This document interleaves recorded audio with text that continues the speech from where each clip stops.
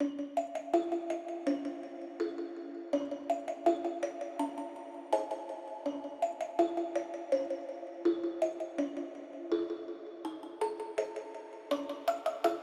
guys, it's Kelly here and I'm back with another video. Today's video we are going to be coloring this black cat from Colorado Craft Company. I'll also be using the hat from the same set and then this jack-o'-lantern set as well.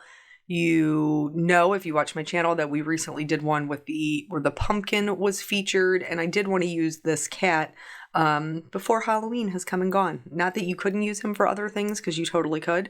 But I did want to use him in a Halloween card. And what other cat would you have at Halloween but a black cat? And I know that sometimes when we're, like learning how to color things, especially this time of year with Halloween, I feel like we're coloring a lot more things black. And I just kind of wanted to talk about that a little bit. So if you're here just for the coloring, you're going to want to jump to like the 4-minute mark because I have to get my card set up and you may not be interested in that. So I am doing a 1-layer card. I wanted his little tail to kind of be curled around the little witch hat. I thought that would be super cute. So I stamped it down, stamped it on my masking paper. I'm using a clips masking paper, and then trimmed it out and put that down. So that I can then stamp my cat. This is from their Big and Bold series, so he's quite a large cat. This is an A2 size card, which means that it is 5.5 by 4.25, and he doesn't completely fit on here. A little bit of his tail hangs off, but if you did like an A6 or a 5x7 or a slimline, like you could probably fit more of him on there with more of a background. I wasn't really interested in doing a super detailed background, as you probably noticed from the card. So I chose to put the pumpkin behind him. Or her. I'm not sure. I haven't given him a name yet. So I did stamp it down once. Since I have not used these stamps before, I usually do stamp them twice. I'm stamping them in Intense Black ink from Hero Arts. This is a ink that is safe for Copic markers because that's what I'm going to be using today. So this is the roll of Eclipse masking paper, in case you've never seen it. It does not have a backer on it. I know that there are some out there that do have a backer. And in fact, I worked on a card yesterday where I tried a different type of masking tape, and this one's still my favorite. So I'm sticking with what I like. And so I'm going to stamp the mask for this and then trim that out as well. I did not create a mask for the pumpkin because I wasn't doing any ink blending in the background. I knew I was just going to like quickly color in what was left with my Copic markers. But if you wanted to do ink blending, you obviously could cut a mask for your pumpkin also so that you could just ink blend around everything. So with that mask in place now, my witch hat is protected, my cat is protected, and I am going to stamp this very large pumpkin. In the set, he is, you can make him a pumpkin, you can make him a jack-o'-lantern. I knew that I wasn't going to be, like, it was just kind of like filler for the background. Not that it's not cute, it's adorable, and you could use it a bunch of different ways. But for this card, I wanted the cat to kind of be the focus, so I will not be turning it into a jack-o'-lantern today. Yeah, my week has been just, you ever just have something that just like throws off your whole week and then like, it just seems like domino effect? That's how I feel this week. And you may have noticed I haven't put a video, I think, since Monday. I'm pretty sure it's been since Monday. Just because I can't get it together. I can't. So here we are removing our masks. And we can see those two things that we stamped in the forefront. And now we're going to talk a little bit about the coloring. I would love to have shown you what I colored in, but I can't because I had issues with my camera. So the one on the left is colored in completely black, because oftentimes we think when we're coloring things black, it should just be black. But see all the detail that we lose.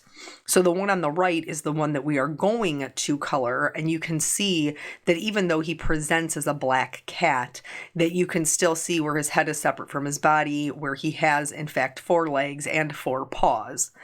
So here is where I had another camera issue. I thought I was recording. I was not. I am going to, because normally I show you all my colors on the screen, I will put them up in the top right-hand corner. So this, I'm starting with a C5, which is a mid-tone, and I'm going to fill in everything that I want to be black. The reason that I had to stop and start is because I actually had to refill my marker, and that's how I ran into the issue with the paused, not paused situation. But thankfully, it was just his face that I had colored in and the markers I had shown you. So to start off, we're starting with a mid-tone gray. The reason that I like to start with my lightest colors, work out to my darkest, and then my darkest back into my lightest.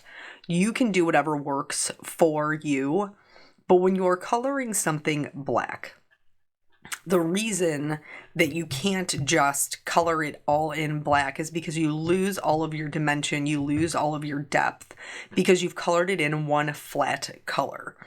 And while you may not be coloring a black cat for Halloween, or, Halloween may not be your vibe, which is totally fine, you will maybe color in cute little puppy dogs that are black, or hats, or shoes. And so when you're coloring them black, when you want to add highlights into your black, just like when you're coloring something white, you're coloring in the shadows, you need to have a multi-layered approach. So you can tell from the drawing, this illustrator intended this cat to be kind of a fuzzy cat, like a long-haired styled cat. Got a lot of little wiggly lines in the illustrations, a lot of broken lines in the illustrations where his little hairs would be sticking out. And so that's how I decided that I was going to color him. To do that, I am using the flicking technique. So I am always working in the same direction, because when animals' hair grows, it's always going to be in the same direction. You're not going to have weird, fur that's growing this way and fur that's growing that way. They're not walking around with like cat colics. Their fur grows in one direction. And so you always want to be working in one direction. So for me, I just colored him as if his fur was growing flat, straight down, but still kind of fuzzy. So that is why I'm doing the flicking technique. And then I'm just following the lines that were already put there by the illustrator. So all the places that I'm adding shading on his body are places that already had lines there. For his face, I know that his snout is going to stick out farther than the rest of his face. And so I'm leaving a little highlight there, kind of in between his eyes. And then the same thing with his mouth. The underneath of his nose, that portion of his snout is going to stick out a little bit further, and so I left a lighter area there. For how he is seated, his two legs in the forefront, are only going to look like they're in the forefront if I make the area behind them darker. So you can see, putting in the shading, I am adding darkness on either side of his front paws. And then I'm also adding some darkness to the very front center of his paws, being careful to leave a highlight on the edge. What that highlight's going to do for us is it's going to bring them forward and create that dimension so it looks like those 2 feet are in front of the rest of his body. So adding shading there. I know that his belly and kind of like his hindquarters are going to be a little bit darker. And so you can see as I'm moving down my little cat, I'm adding heavier shading towards the bottom. I'm also adding heavier shading underneath his head, because his head would cast a shadow, like his neck would be in shadow. So I've moved all the way out now to my darkest color, which is in fact black. I am using a C5, a C7, a C9, and then a 100, which is black. Copic actually has a couple blacks. One of them's like special black. I don't know what the difference is. I own the 100. That's what I'm using. And then the same thing here on the bottom left-hand side, there was already some shading drawn into kind of like what would be his knee area. And so I'm just following those lines that are already there for me typically, if you are looking at a stamped image, or if you are a person who draws yourself, you know where you envisioned the shading to be and where you put those shading lines in your image, or where they put them in their image, and that's where they intended shading to be. So it's really easy to kind of quote unquote get it right if you just follow along with what they have given you. And so now we've worked all the way out to black. You can see our cat is much darker at the bottom, but there is still those two light areas on either side of his front paws, and also on the tops of his little feet. There's light areas because, again, that highlight is what's going to help bring it out. The reason that I am not coloring this just smooth and I'm filling the whole thing in using this flicking motion is because that's going to give us lots of texture for his fur, because he's kind of, this long-haired cat. He's drawn very kind of fuzzy. Could you do this smooth? Yes, you could. If you prefer a sleeker, smoother looking kitty cat, then yes, you could do it smooth, but the flicking will give you a little bit of texture. I would recommend doing the flicking to create that texture, and then in your last layer of your C5, maybe kind of smoothing everything out, but I wouldn't necessarily do the whole thing that way. I didn't even talk about his tail. So his tail is set behind his hat, and so that's going to be mostly in shadow. Where his tail turns up and curves in on itself, the part where it's curved is going to have the most shadow, and then the top of his tail will have his highlight. So as we're moving through this, you can see he's getting progressively darker. He's getting much more like this black cat that we envisioned, but he is not completely dimensionless, which is really what we're trying to achieve. We want him to have dimension like everything else in our card will. So now this is the second to last color. This is one of my midtones. And if you guys have watched my previous channel or my previous videos on the channel, then you know that your two midtones should what you see the most of. So for me in this card, it's going to be a C7 and a C9. The C5 will be the highlights and the 100 will be the shadows. So now I'm on to my lightest color. And again, you can go over this as many times as you would like to make it as smooth as you want. I chose to stick with kind of the flicking motion. And Copics are transparent. So when you're going over each individual, section here, as every stroke we're laying down, you are affecting the colors underneath it. So that either your lifting up color, lighter colors over a darker color will lift them, or you're making things darker by putting a darker color over a lighter color. But either way, it's going to give us multiple tones, which if you own an animal, seen an animal, petted an animal, they do have, multiple tones in their fur dependent upon how the light is hitting them.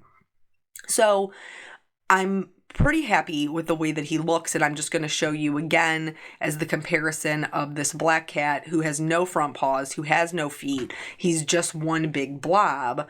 The one on the right, while he is much furrier looking, he has lots of dimension, he also clearly has feet and a tail that are attached to him.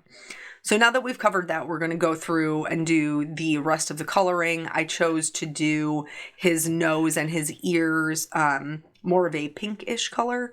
And then pretty much when you think about card design, you don't want you don't want your card to be uninteresting, I guess, and so putting the hat in and putting the pumpkin in will give me another opportunity to bring in some colors and make the whole overall scene a little bit more colorful instead of just being, this big black cat. Not that that can't be a vibe. It totally can be, but I like bright colors. If you come to my channel, you know that. Here, I'm about to make an error, which I do because I'm not perfect. And it's a comedy of errors just as my whole week is gone, honestly. So I'm filling in the grass underneath, and I'm doing what I would normally do if I was creating a scene, which is I'm figuring out where the grass line is across and then filling it in. And then I very quickly realized This is the pumpkin. I'm coloring the pumpkin green. Okay, so now how do we fix it? Well, the answer is the colorless blender. I knew that the colors I was using for the pumpkin would be able to cover it. This is another reason why I start with my lightest color, and I tell you guys that all the time, because if you make a mistake, it's easier to fix. It's easier to remove lighter pigment than darker pigment. So if I had gone in there with my darkest green, it would be much more challenging. But because I went in there with my lightest color, I'll be able to hit this once or twice with my colorless blender, and then my other colors of my pumpkin will cover it, and nobody will ever know that I made that mistake, except for those of us sitting here watching this video. So now I've done grasses several times. If you're looking for a more in-depth tutorial on grasses, there is definitely one on my channel. This one just isn't it. I left it all in, but it wasn't anything particularly exciting. So I am adding some darker shadows underneath him where he's sitting, underneath the hat and underneath just a little bit of his tail. Since his tail is lifted, the shadow wouldn't go all the way up. It would just be kind of underneath where the tail is hanging out there. So just again, same flicking motion to create these grasses. And I did go a little bit darker because it's a night scene. So that's why I went a little bit darker. I didn't go too terribly dark, I don't think. But anyway, this whole week, comedy of errors. I don't really know why. I don't really know what's going on. So I had, and you know what, maybe it even started last weekend, honestly. Like, I just was on the struggle bus with trying to create some cards for a class. And sometimes, I don't know, I guess if this is common knowledge, sometimes when you're doing things for other people or other companies, you kind of get assignments. And this isn't really common for me, but it does happen in some of the situations. And I struggle with assignments. That's just my creativity struggles with assignments. And not that I'm not capable. I know that I am capable. It's just a much longer process for me. So if it's not something that comes naturally to me, just like with anybody else, like I have to play around with it. I have to practice it. And so this particular assignment took me like 2.5 days to find something that I was going to be happy with that still fit my style but met the requirements. And so that was like first things first. Well, then I edit that video. I take the photos, I edit that video, and it was the second voiceover that I did for the day. So ever since we had the issues, if you remember way back when, knock on wood, it's been a couple of years, I used to have the issue where my computer would update and then my voice over, like my microphone settings would be trashed. So I always check it before I do a voiceover. I always check it because I don't want to get through the whole thing and then be like, why? Why the why? So I had 2 voiceovers that day. I already did one voiceover. I knew everything was good. And so for the second one, I did not check it. That's my fault. Totally my fault. 100% my fault. But what I forgot was in between that, I had actually unplugged my microphone so that I could charge my Fitbit. And so when I plugged my microphone back in, it is not the default setting. You know how these computers love when you use the things that they already have pre-programmed as the default. So I did this whole voiceover using my laptop microphone instead of my actual microphone. And it sounded just as bad as you think it would. It sounded terrible. So I had to redo it. Now, if it was just for my channel, maybe I wouldn't have, but because it was for somebody else's and it was for like a representation of them and they had invited me to do this, like I couldn't, we talked about this, why are you the way you are? And like, I can't just put it out there if it's halved. So I had to redo the whole thing. So that's how my Monday started. Then there was another company that had reached out to me and had sent me some things, and I don't know. I think I was just trying to make things go together that didn't go together. Like I was just trying to make them make friends, but they didn't want to be friends. and I kept trying to force it. And so I basically spent my whole day trying to force them together to realize that I wasn't going to come up with anything that I liked. And then I was like, well, I'm not going to do that. I'm just going to use what I like. And then I had a card in like an hour. But by that time, my whole day was gone. Right? So in addition to all of that, I think that we all get, even when you don't do this as a job, even when you do this as a hobby, this happened to me even before this was like my full-time gig. Sometimes you just get burned out. And right now I feel like everything out there, and I know it's the time of year, I don't fault anybody for it. And I'm very blessed to be in the position that I'm in, that companies want to work with me and want me to use their product and represent their brand. And that is such a blessing. But sometimes that means that you're just inundated with the same things. So right now for me, it's Halloween and it's Christmas. Everything is Halloween or Christmas. And I'm just struggling. I'm struggling to stay inspired because like how many times can you do? That's why when I did this card, I was like, what? Okay, so I've done the pumpkin. Like we did Copic coloring folds the other day. That's a hat. Like what else is there left? And I was like, well, I haven't used that cat yet. So guess I'm going to use the cat.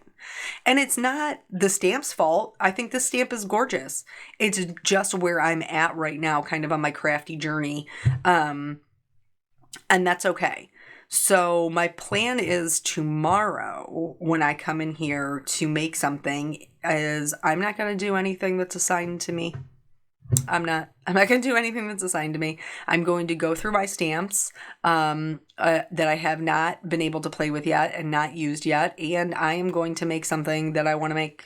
And I'm going to be thrilled to do that. Because sometimes you just need to know, like you just need to know when you need a break from whatever it is. And like sometimes like this particular week, our daycare is, she's on vacation, the lady who watches my baby. And so that means that our mothers have very generously, extraordinarily generously stepped up to watch Miss Caitlin, but it does mean that it's different. You know what I mean? It's not your usual routine, and the hours are different because obviously I'm not trying to inconvenience them. They're doing me a favor so that I can get some work done. It also means that not just my schedule is different, but Eric's schedule is different because of course, like the same week that she has, that we have no, quote unquote date, like same daycare, Peanut also has to be at school a little bit earlier this week. And so it's just like everything is crazy. And then Miss Caitlin is teething. She's drooling like crazy. And I really do think it was her teething. The other night she had a little bit of a fever and she just didn't want to sleep. And the next day she didn't want to nap. And it's like, oh, can I get a break? Jesus, please, like, come on. So it just seems like this week is like the hits just keep on coming. So, Eric sent me a message and he was like, yeah, he was originally going to leave work early, because Peanut has a musical. That will be a whole nother story that I'm super excited for that. And I can't wait to tell you guys all about it.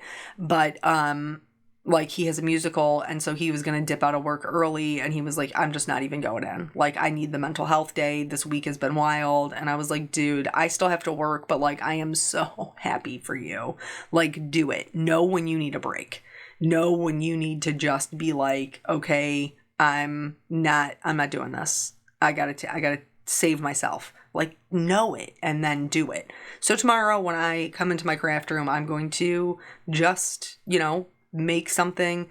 And it's not anybody's fault. Do you know what I'm saying? It's not that the products that I have to work with I don't love or are not something that I wouldn't normally use. It's just all of it at the same time, and that's all right. Like we're going to get through it. I've gotten through it before, it just means that we might have more coloring because that tends to be what I do when I'm stressed out is like, I'm like, all right, what do I love and what do I want to color and what can I make with that? And then that's what I do. So here we are learning about Copic coloring. I almost forgot to mention, I did get the coupon code for my glass mat. Several of you had asked, and there is no like special link per se. You just go to their website, which I will now start linking below in my YouTube description. But the code is, and again, I will put this down there. The code is, nope, that's not right. Kelly Taylor 20, I think. I'm going to double check it. Right now while we're doing this. I apologize. I completely forgot about it. Yep, Kelly Taylor 20. I was right. So it's 20% off if you're interested in the glass boards from Glassboard Studio. That is what I am working on, and you can do the custom artwork if you're so interested. That is what I did with mine. But I'm super big fan. Also, I will tell you the same advice Lydia told me, which was buy the extra magnets. So yeah, that's that. I will start linking that from here on out because it's good anytime. So, and I'll try to mention it every once in a while. So here at this point, we're pretty much done with the coloring. I am going to go in and just outline a couple of things. I did not outline the whole image. I did just kind of bolster up the black outline around his eyes, his nose, and his whiskers. And his ears. Sorry, his ears as well. And that's really all I did for the white highlights. I didn't add any to the pumpkin because, again, he's not the star of the show. He's a supporting actor. So I did add a couple of little highlights to my hat. And then I pretty much just used the white gel pen, and the little kitty cat's nose. But then I just used it to kind of do a little starry sky with a couple little random stars, which is just like, flicking in every direction. And then I called it good. Like, I didn't do a whole lot with the background. I really wanted the cat to be the focus. And these have some really fun sentiments in there for Halloween. This one says, when witches go riding and black cats are seen, the moon laughs and whispers, 'tis Halloween. I thought it was super cute. I liked the shape of it. I knew it kind of wouldn't overtake the whole scene, even though I was stamping it on top of my card. The other one is also very cute, but is a little bit bigger. And that one I didn't like how it fit. So I am you saw me treat with my anti-static tool, and then I am stamping this down with a Versamark ink. I did stamp this twice. I can do that because I have a stamp positioner, the Misty, and I do like that for embossing, especially when there's so much detail like there is with a larger, more writing in the sentiment. And then I'm using white detail embossing powder to sprinkle that on. I didn't actually have anything that was too far outside of where I wanted it to go. So once I was good with that, poured my excess back into the jar, and then I heat set this until it was all smooth. Fortunately, didn't really have any missteps there. And then, of course, I added a little bit of shimmer because that's how I roll. So to his eyes, to the hat, and a little bit to the pumpkin as well. And then that was it. That was pretty much the whole card. So thank you guys so much for joining me, for hanging in there. Please pray for me that this week gets a little bit better, or next week is better. Either way. I appreciate your time, and I will catch you guys on the next video. Bye.